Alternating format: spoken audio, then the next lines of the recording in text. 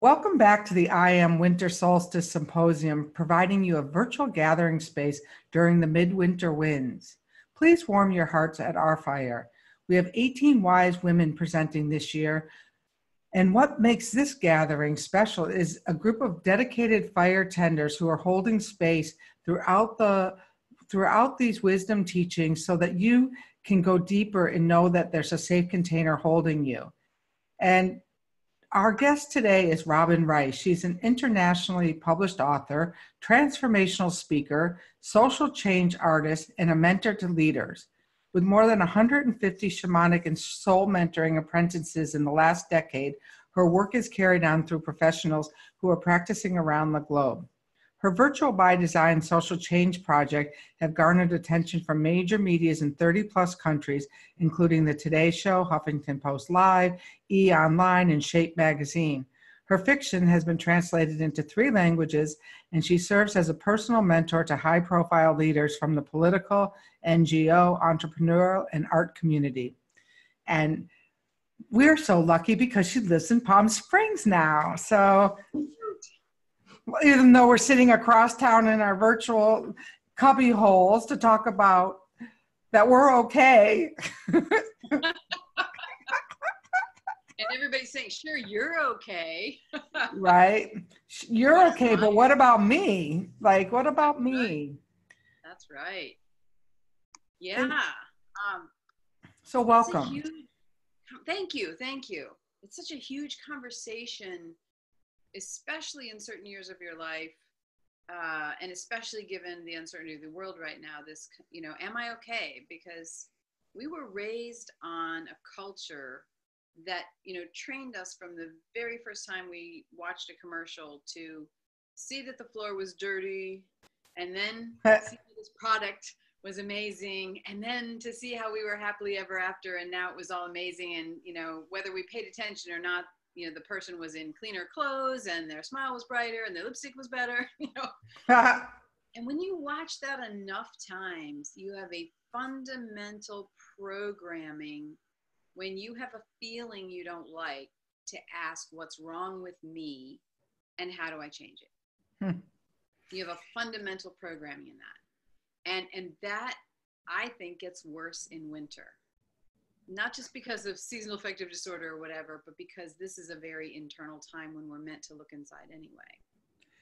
And so for those of you at home, just know that with this interview or this talk, we're going to have a conversation, but there's an accompanying meditation to go along with this talk. So we're going to talk first, and you may want to listen to that afterwards right away, so that it'll be fresh in your mind, and all of those "am I okay" enough are stirred up, that this meditation will really help smooth out those holiday woes.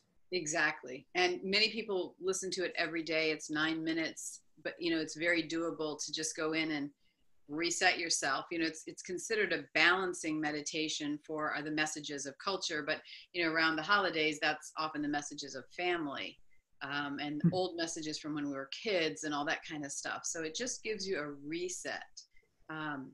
I'm also noticing I am in Palm Springs and I'm wearing a t-shirt. So if it's winter there, just know that I'm toasty warm, and I'm inviting you to a cup of tea or coffee. I've got my little ninja there. Should we tell her that next year she's going to be out shopping for winter clothes again too, and then she's going to have sweaters and long sleeves on and think that this is actually cold when it's 73 degrees? Yeah, actually, normally that I'm already there, but I'm just warm today, I guess. Oh, good. It is one nice thing about when I first moved to Palm Springs, and you're talking about that seasonal affect disorder. I came from Syracuse. And so for the first 2 years, I went outside literally every single day saying, wow, it's a beautiful day. And then finally I realized, wow, every day is beautiful around here. And it's no longer news. And so those people No, so people who live in those colder, darker climates, there is some things that actually trigger that, why am I alone, or why am I all of this? And that's what you address in this meditation. So want to talk to us about that Yeah. more? So I take a different approach in it. Instead of telling you, this is right or that is right or whatever, I just go in and I say it over and over again. There's nothing wrong with you. You came in with a body, or maybe you chose it in this life. You can change your body if you want to, but only if you want to. And then you get this sense over time, because it's repeated in certain ways, that you really do have a choice, instead of going into your typical, this is what's wrong with me. This is what I have to fix. This is my New Year's resolution, whatever it is. You can just come back to, I can just make a choice, but I don't have to. So the rebel in us doesn't come up, and we just allow ourselves to spend a few moments. What they really are judgment-free moments from yourself, not just judgment-free from other people, but just judgment-free from yourself. How wonderful is that, to spend a little time there? And I remember times in my life when I couldn't get there, no matter how much I even wanted to. One of the things when I first listened to that, and I think it was a few years ago or a couple of years ago, I heard that meditation, and I was thinking about, like, my life is big and your life is big, but that doesn't mean we don't have that alone part. But other people, their lives aren't that big. And I've always, like, until I healed more, always had a judgment about what they should be doing, or what their life should look like, because after all, I'm so busy that I don't even have time to take a walk in the desert. Right. And you wonder what other people are doing in that alone time that doesn't seem to have, like, a few friends and a few people around them.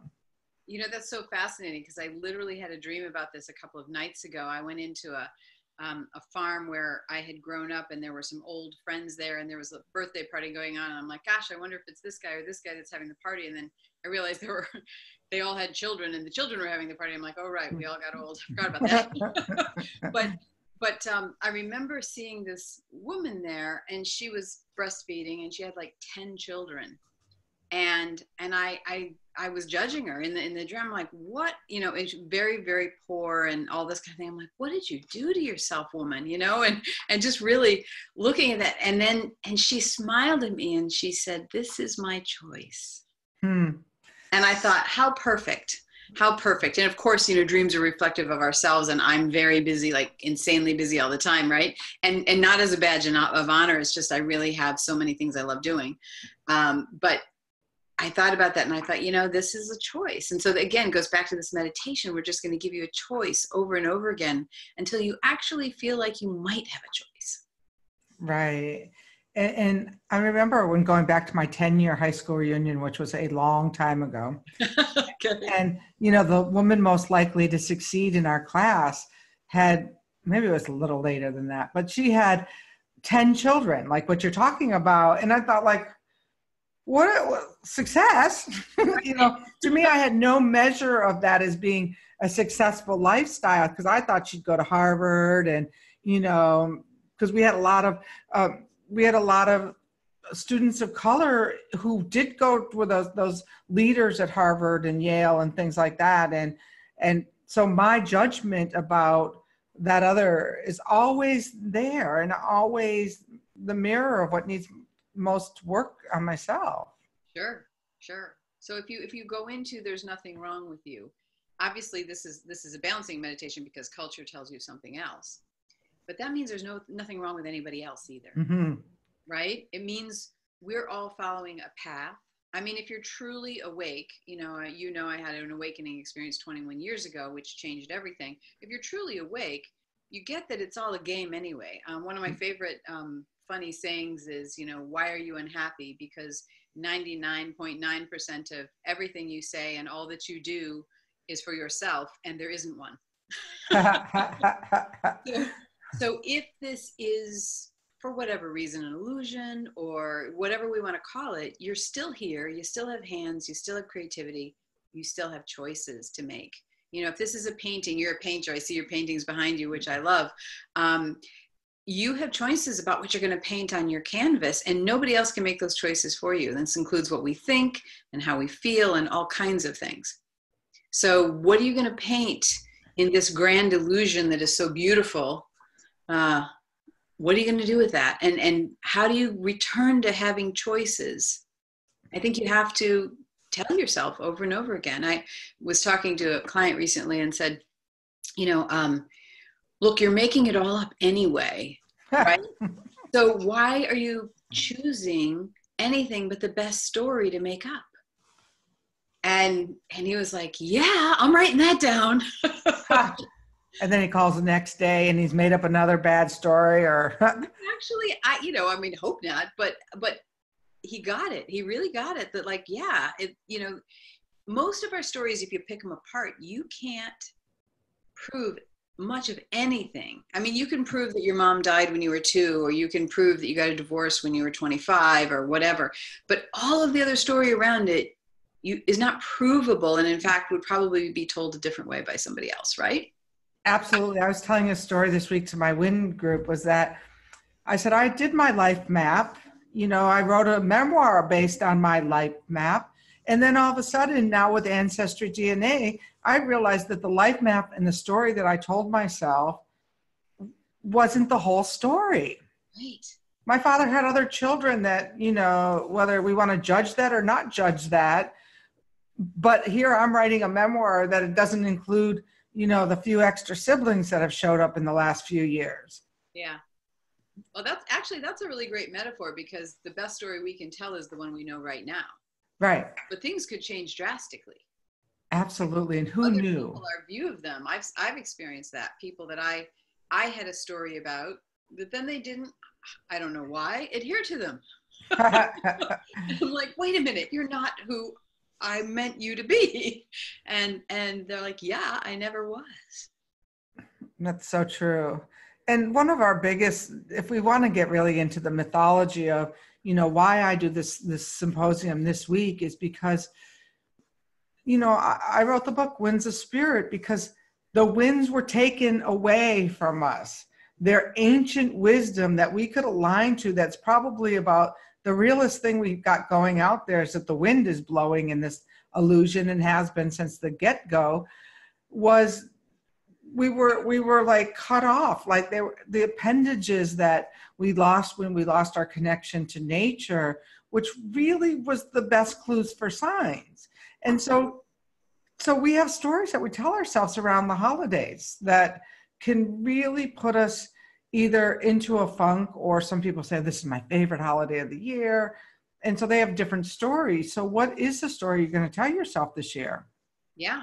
And if your life has burned down to the ground and you have to start over, which literally the fires here in California have happened for so many people, you have to tell a new story. The old story is gone. Mm-hmm. What are you going to do when the old story is gone? You cling to it because it's the only thing you know, but eventually when you're, feeling whole enough and strong enough, you have to start making a new story, whether you like it or not. Right. And so what is that, when people say, what are you going to grab if your house is on fire? What are you going to grab? Our lives are on fire. What are we going to grab? Like, that's so funny. I was just talking about this the other day, and I told someone, I said, I hate to say it, but nothing. Like I have nothing I would grab anymore in my house, because I've left my house and it's burned down before, and I've built it again and it's burned down and built it again. And I realized that all the stuff of which, it's a 3-bedroom house, there's plenty, and sacred objects everywhere and all that kind of stuff. It's like, it's still, I think it would be freeing to have nothing.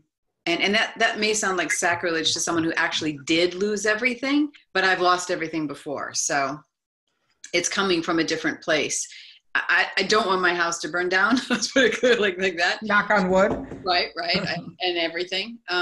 But at the same time, I couldn't find anything that felt more important to me truly than the people that I have. I would save people in a heartbeat, but things, memories, that's the past, I don't know. That it's an interesting about memories that are in the past there, but they still are influencing your presence. And what that means is that they're influencing your presence, your ability to be present now in this week with these wonderful, wise wisdom keepers. Yeah. Yeah. So how do you create if everything's burnt down and so how are you going to recreate a ritual and ceremony for yourself around this midwinter wind? Yeah. Oh, that's a great question because, I just moved here, so I don't have traditions. My older kids, they're grown up, they're going to come. And I'm seeing a lot of people that are flying in. But I was thinking about that. I don't really have an interest in the traditional tree or, I'm not interested in the traditional stuff. I'm actually going to go up the mountain here for snow, which is great to bring my kids to Palm Springs and then take them to snow on Christmas. You can't guarantee in Maryland where they live that there's going to be snow, even though it's cold. So I'm feeling pretty proud of that little. I already bought the tickets, so I got the last ones. But I think more, so first of all, what I do, because my life has changed so much, is I just keep scanning myself for necessary grief. What do I still need to grieve that I'm carrying with me? Because that's an honorable process and it's important. It's important to grieve and to know what you still need to grieve and to not make up stories that go beyond that, right? To not intentionally injure yourself with memories that just make you feel sad, but to honestly scan for that true grief and then grieve that and give myself a period of time to grieve that, to think about that. And then I tell myself, okay, it's time to put this away. We'll grieve again if it's still here tomorrow or whenever we do the next scan, if you will. And for me, that really works to not go into drama, but to be honest and not shove down my emotions either. And let's talk about necessary grief. Yeah.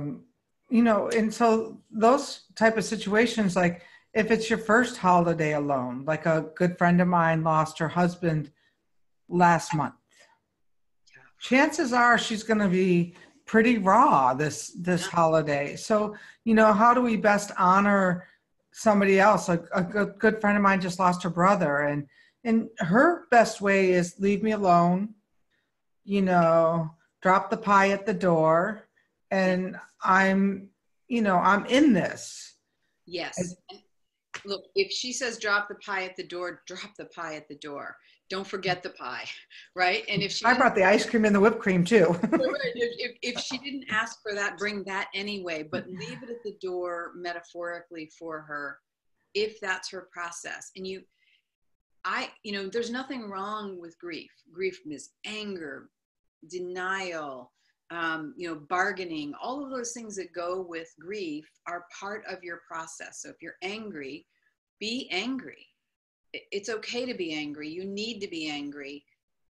Who is, my inquiry because of the awakening, and keep in mind, 21 years awake and then to go through another round of the alchemy, one of my questions is who is angry, right? And so then I look and I'm like, well, I don't know who's angry. Somebody's angry. And and I look around for it, and that kind of helps me a little bit. But when you're in those emotions and when your friend's in those emotions, this is my process, don't believe them. Don't believe they don't need anything, but still respect the way that they're asking for you to approach it. You're not saying fine, enough with you. You don't want anything. My dad literally, when I walked in to his house when I was a kid, he had this massive painting of words. It was weird. And it said, let them who don't want none have memories of not getting any. And it was the most horrible thing. I was like, that's so mean, Dad. And that's the first thing your guests see when they walk in the door. And he's like, well, damn straight. That's how it is. You don't want it? Fine. I'm like, that's not what we want to do with our friends in grief. We want to take that pie and the ice cream and the whipped cream, and we want a little note, and we want to say it's okay if this does absolutely no good, but it will do some good.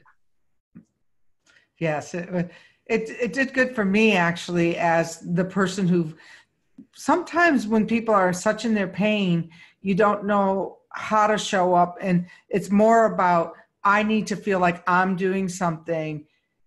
And, that too is a judgment.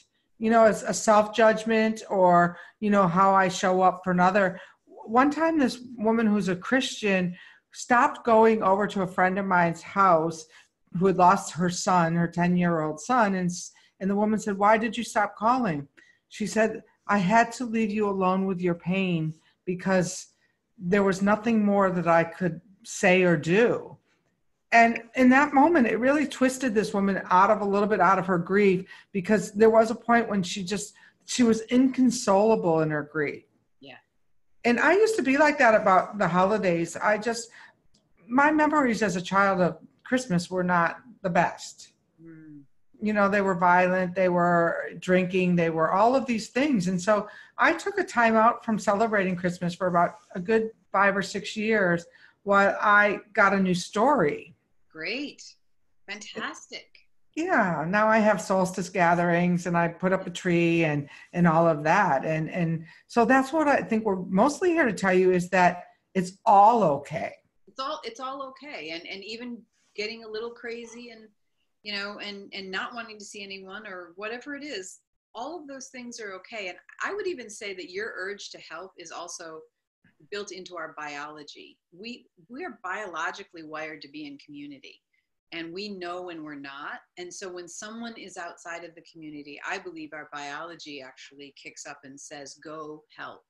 And so, when that happens, we can say that's intuition as well, but when that happens, we need to follow that, or community breaks down. And we live largely in a world where community breaks down. I was talking to someone today who said, she was involved in a community for 10 years and she was having a leg surgery, and not one person said, "Can I help and take you from the hospital?" or anything like that. And she said, that's not a community anymore.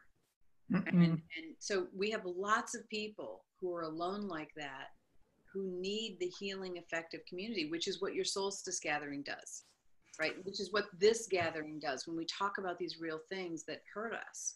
And we also say, you know what? You get better. Do your grief work and you'll get better. And it does get better. And that doesn't mean, even if you're just okay, and this is something I think would be great to close on, even if you're okay, you said earlier in the conversation that it doesn't mean that you don't get to change if you want to. Totally. And, one time I was giving this lecture to these addicts, and I was talking about, how I was okay being a frumpy 60-year-old. And I was like up there saying to myself, like, oh my God, look what model you've accepted for yourself. Like that I wasn't even 60 yet, I don't think. And then I realized that I could be okay being a frumpy 60-year-old, or I could really do something different about it. And which I did. I started juicing and stuff. So what makes that I'm okay and then it's okay to change? Where is that gap where that allows us, that you might suggest that somebody goes in a little deeper if they really do want to make some changes? So maybe next holiday you're with a community or a family or whatever that you might want to be with. Yeah. Well, I tell people all the time, I write books, and if I didn't sit down and write them, they wouldn't be on the shelf, no matter how metaphysically advanced I am, right? You have to do stuff. And the question is, which things are you going to do? Because you do stuff every day. And so what it says in the meditation is change only if you want to. And so what it does is it takes the pressure off of changing. And now you're in, what do I want? You can change anything you want to, but only change if you want to. We're countering the you have to change. And now it's wide open. And our natural desire for what we want springs up when we're no longer in defense. So just let it spring up, and then listen to what you want. And when it comes up and you have a voice inside your head that says, well, that'll never happen, or I can't have that, or whatever, that's when I bring out my warrior and I say, enough of that, young lady. Young lady, enough of that, and let's let it percolate and dream it into being in some way we don't know yet. Instead of saying I can't, I don't say I can't about anything. I mean, I can't have a baby anymore. Okay, fine, but other than that, this year, I have one. Never say never. Never say, yeah. Well, miracles withstanding. But this loosening, this is what I will leave you with. Loosen the grip on this process. Allow it to be, and allow you to be who you are, and see what arises from that. Whenever I teach consciousness, I say, look, as soon as you find out what needs to be fixed, don't fix it. Just let the seeing that something needs to be fixed legitimately, like a light bulb or whatever, let the inspiration rise up to figure out how you want to do it, instead of immediately making a plan that's basically based on your self-defeating cycles. Because that's pretty much, if you knee-jerk it, that's what's going to happen. So just give it space. Say, I realized I wanted more community. I wonder how that's going to happen. And then, gently letting the universe hear your message and let it arise is that's how I do it. That's my process. And then you put the little pedal to the metal, and then you actually say, okay, I'm going to go out once a week. Exactly. You and know, you don't go to the places you don't want to go, but yeah, I make lunch dates. I have to be proactive too. Everybody wants to go one way or the other, because it's like, it seems simpler. It's always going to be and. Dream it, do it, dream it, do it. It's always going to be that. You can't get around it. Can't you see everyone at home why she coaches the big league? Because it's this and. Exactly. Well, I'll tell you something, one quick secret. They have the exact same problems you do. And I've talked to thousands of people, and I've talked to people at the very top of their careers, and people who are public figures, names you would know. We talk about the same thing that my, students talk about. So don't fantasize that that's going to be different. Everything happens in here. And I can attest to that too with the clientele that I've had. It's like, the partners, the same 5 or 6 human things we all contend with. So everyone, now make sure you listen to this meditation. And Robin, where can people find you? Okay, you can find me at robinrice.com, and you can find the meditation is on Insight Timer. It's one of their more bigger ones. There is nothing wrong with you. You can also find it. We're going to send a link that's on SoundCloud. And then if you just go to meditationmovie.com, you're going to see a very, very, very old movie that I made. This is when I made it like 15 years ago. But it has pictures to take you through it as well. So meditationmovie.com is where you can find it. Great. And definitely it would be in your e-news. And I may even attach it if I can to the audio part of this. So then just get yourself comfortable and go forward with that. Sure. Well, it's a real great pleasure of having you. And Robin's also going to be at the welcome. Oh, you'll see Robin. Look for her. She's going to be at the fire with us for the solstice.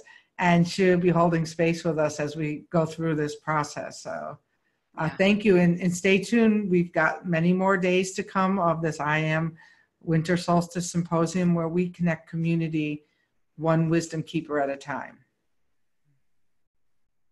Thank you for joining us today, and you're welcome to share this gift with your friends.